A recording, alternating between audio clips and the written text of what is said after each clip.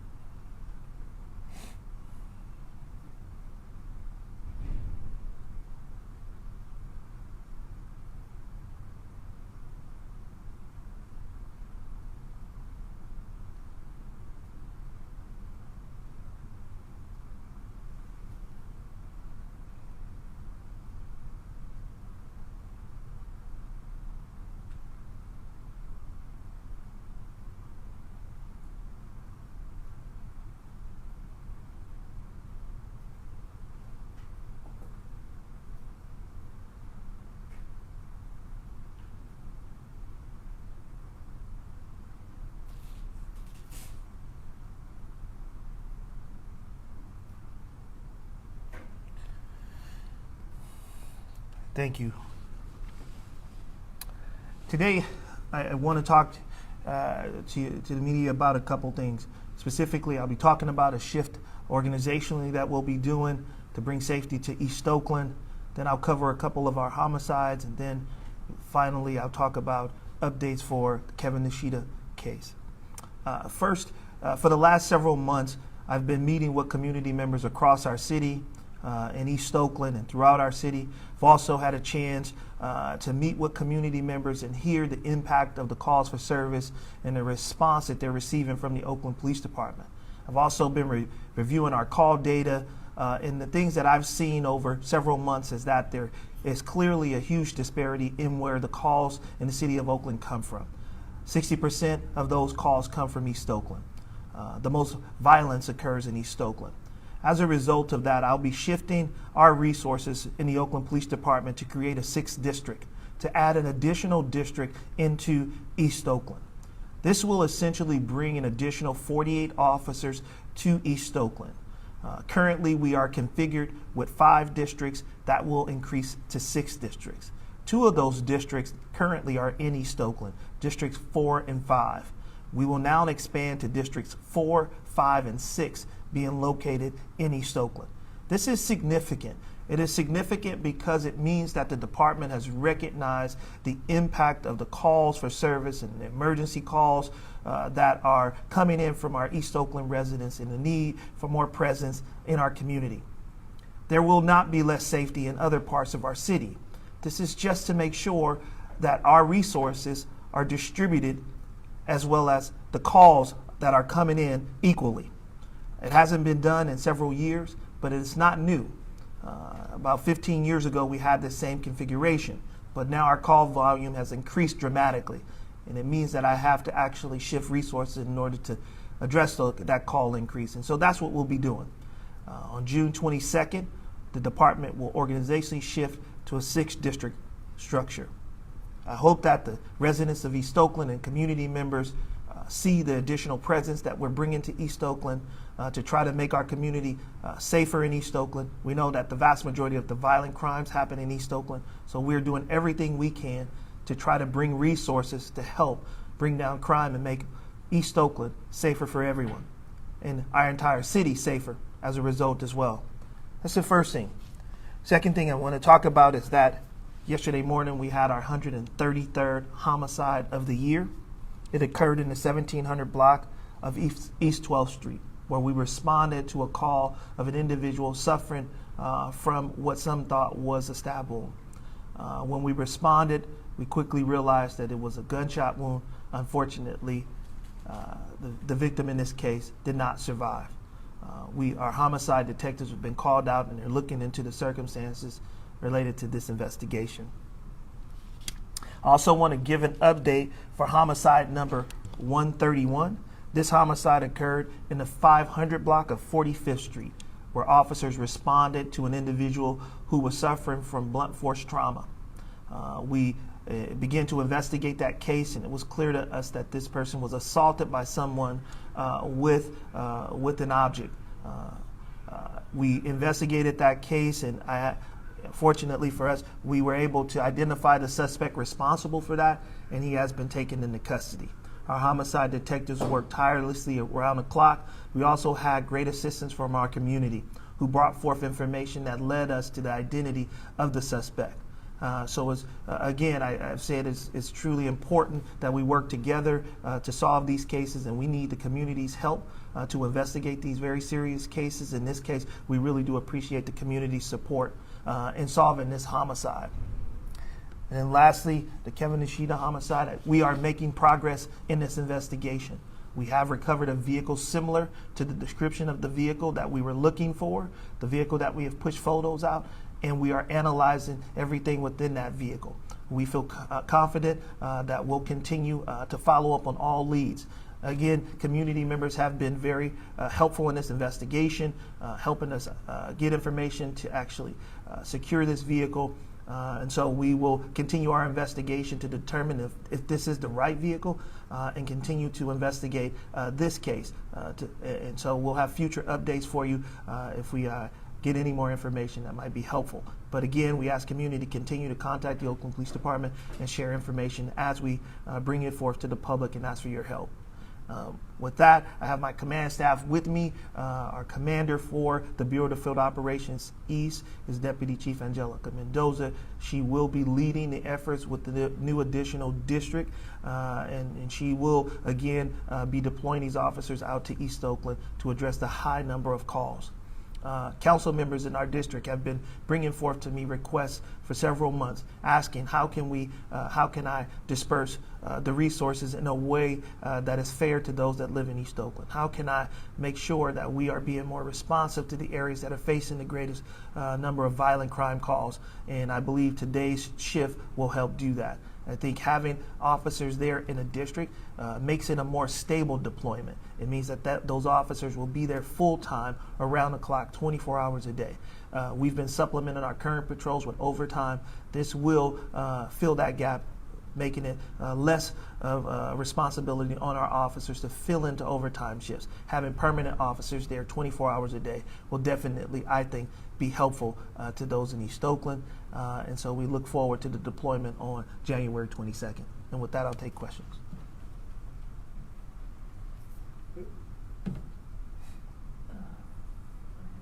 A couple things. You mentioned that this will have officers there 24 hours a day. What's the current situation? How many hours were you able to staff for a day? Well, right now we're currently running overtime, and it's based on officer availability.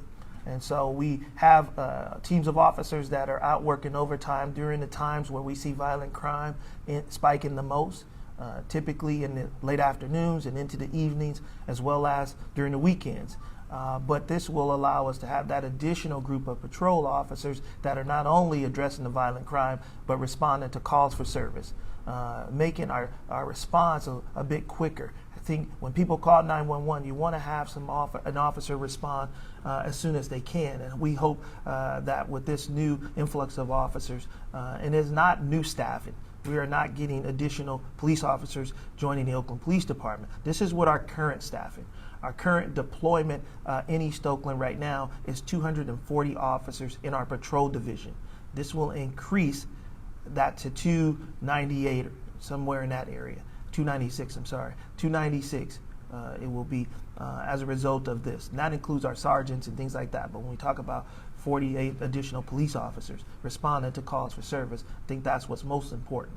And so that's what it will bring. It's a shifting of resources from other places within the department, but it's also actually building our patrol division up a little bit more to get them more resources, to be more responsive to the high volume of calls that we've seen. We've seen a huge increase in calls. Our priority 1 calls have went up nearly 30%. Those are the most serious calls that we respond to. Those require multiple officers to respond. So these additional officers will help make a faster response. I hope that community feels that we're responding at a much quicker pace. Seems like a good plan. Put the force where the needs are, huh? What about communications, outreach? You talked about community policing, and you said that that's actually been very helpful with the last 2 cases you talked about, both the assault of the 1 fatality as well as in Officer Nishida's death. How important is community policing in regards to communications, dispatch? Yeah, it really is key. Our public information office really has increased the amount of information that they're sharing with community. I've been really pushing both our criminal investigations division to push out more information faster and ask the public for help faster. What you've seen even in the Nishida cases, typically we wouldn't push out the vehicle description. But I'm really trying to change the culture of the organization to be more open to sharing information with the public, asking for the public's help, and I believe it's been effective. Solving 10 homicides in the month of November was an increase, almost double what we've seen in previous months. And I do think it's because community has been helpful. They've been sharing information that they've had available. We've received video from community members and business owners. All of that helps us solve these crimes. I think that is the level of accountability that we need, that when these things happen, people need to know that community and law enforcement is going to come together to hold people accountable who commit violent crimes in Oakland. And I really appreciate the community stepping up in that way. So I really think our PIO office has done an excellent job of sharing information just like this, where we're going live on Facebook and other platforms and allowing people to hear from us and actually hear what we're asking their help for, what cases we need help with. The Nishida case is one that we're highlighted, but again, the homicide that we just closed in the 500 block of 45th Street was also due to the help of the community. Those that seen the suspect earlier in the day. Businesses that actually gave us video that captured the suspect wearing the clothing that we were looking for. So those things are key to our investigations. That's why we really do need the community support when solving crime. At this point for the Nishida investigation, is there anything that OPD is asking the community for? I think in the coming days, depending on if the vehicle that we have in custody is the right vehicle, I think if there additional evidence that might bring as we analyze that vehicle thoroughly, I think there's something that we might be able to share with the public at that point. I hope that it helps us identify the people responsible for this crime, and that we can ask the public help to help us find these individuals that's responsible for these crimes. And so we will, as information come forward, push that information out to the public and ask for the public's assistance. Going back to the staffing and pushing resources to East Oakland, it's interesting that this won't be without any additional officers. With that net about 56 officers from 240 to 296. Yeah.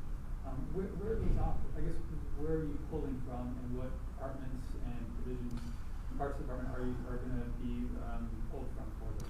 So what we're doing is, the way we were deployed previously, we had assigned a lot of officers to 911 surge units and other positions like TAC teams is what we call them. These resources were used to support patrol, but they weren't actually assigned to a district.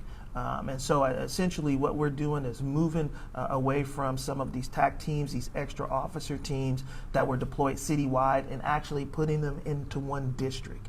and allowing the district to actually cover its own vacant positions, to do its own crime reduction strategies, to be able to be more self-sufficient. So some of the resources that supported patrol are being moved into a role of a district officer, a district deployment, if you would.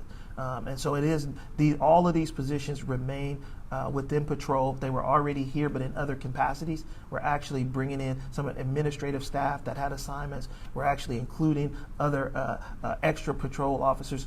So if you look at our beat configuration, and I'll have the media team provide you our beat configuration, we've shortened the beats. So essentially, we had deployments where some districts had 7 to 6 beats. We now, the average will be 5 beats in each district. So lowering the number of beats means that we can distribute the officers more evenly across the city. So we had 8 officers in each squad, if you would, taking away from those 8 officers per squad assigned and shrinking that down to 6 or 7 in a squad allows us to move more officers into a district. So smaller squads, but an additional district, if you would. Just a quick follow-up on that. You mentioned these TAC teams. Are those similar to the tactical teams that were deployed recently to address like the retail thefts that were going on? So maybe altering that and moving them into this. No, completely different teams. These were patrol officers that were supplemental tactical TAC teams, is what we call them. When officers were not available, whether through vacation or sick time, they would fill into those positions and be assigned to fill into those assignments. Or if we needed extra help in certain districts, they would be assigned to help out in those areas. We're going to remove those teams, so the commanders won't have access to those extra resources in teams. They'll be asked to manage the resources that they have in their geographic areas. But the additional district will provide more coverage out east in particular. Any more questions? Yeah, what about, how do you account for the increase? 30%, did you say, in violent crime or crime? Yeah. Priority 1 crimes, which include. Priority 1 crimes. Yeah. How do you account for that? And is it, in this district specifically? Well, we've seen an increase in violent crimes across our city. When you think about 133 homicides, that is a 20% increase compared to where we were a year ago. And it's nearly a 40% increase compared to where we were in 2019. So it says that we are experiencing a higher number of crimes, violent crime calls, including homicides, but also our shootings have went up 20% as well, and another 40% over a 2-year period. With that said, that means that we're getting more crimes, more shootings, which are the most serious crimes. They actually require more resources to respond and investigate those crimes. And so with more resources, obviously that means that it slows down our ability to respond to other calls, including priority 2 calls. And so I think with the additional resources, it'll help out with some of the more serious crimes, but it also will leave contingency of officers to be able to actually continue to respond to other lower priority calls as well. And then, sorry, go ahead. Go ahead. Chief, you mentioned earlier there was a homicide that the OPD was able to identify a suspect and also detain a suspect. Can you talk about how long on average it takes for the OPD, for the 133 homicides this year, how long and what the average is to detain a suspect? Well, it all depends. It all depends on the information that we have on a particular case, and it does actually hinge on communities' willingness to share information. I believe in my long over 2 decades career, there's very few homicides that nobody sees anything. But sometimes people are not comfortable sharing that information. So it really is my effort and our department's effort to begin to build trust with community where they feel comfortable sharing that information. It's important that we have that information so that we can quickly follow up. But there are other times where we have to go through investigative leads, where we have to take time on the ground, where we have to use evidence, where we have to rely on science and technology in order to support those investigations. And that sometimes takes time. It's much, I will say, investigations are closed much faster when we have community members that actually share with us what they've seen. If they have video that show us who was responsible for that crime. When we have that type of information, those cases close a lot faster than the ones when we don't. Are you hopeful that an arrest will be made in the Nishida case based on the information and the community videos that you talked about that were submitted? Yeah, I'm really hopeful. I'm optimistic, and we are working around the clock, following up on every lead that comes to us. All the information that is brought forth to us, we're vetting that information, and we hope at some point that we are able to say that we've identified those that are responsible. But we're not there yet. Last question. It used to be, in some communities, a lot I've lived here 30 years, in East Oakland in particular, it's snitching, right? Mm-hmm. So, does the surveillance video, when you get that, does that actually, I mean, it's obvious that it tells a story. Do you need people, can people hand over video without having to reveal themselves? When it comes to the district attorney actually having what he needs to prosecute crimes? Yeah. Can you speak to that a little bit, particularly in regards to East Oakland? It has a history of, we don't like OPD here. Yeah.